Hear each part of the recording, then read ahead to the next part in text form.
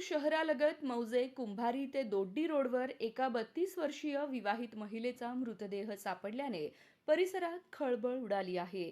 घटनास्थळी खून झाल्याची चर्चा सुरू झाली असून पोलिसांनी तपास सुरू केला आहे.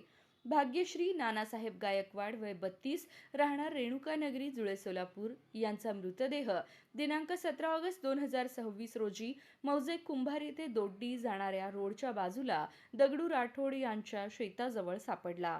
भाग्यश्री दिनांक 16 ऑगस्ट 2026 रोजी दुपारी 1:30 ते 2 वाजण्याच्या सुमारास घरातून निघाल्या होत्या. त्यानंतर त्यांचा मृतदेह शहराच्या बाहेर कुंभारी दोड्डी रस्त्यावर सापडल्याने नातेवाईकांना मोठा धक्का बसला आहे.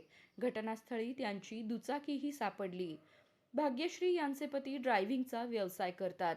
ते दुसऱ्या गावात ड्रायव्हिंगसाठी गेले होते. त्यांच्या पश्चात एक मुलगा, एक मुलगी आणि पती असा परिवार आहे. घटनेची माहिती मिळताच पोलिसांना कळविण्यात आले. वळसंग पोलीस ठाण्याचे पोलीस तात्काळ घटनास्थळी दाखल झाले.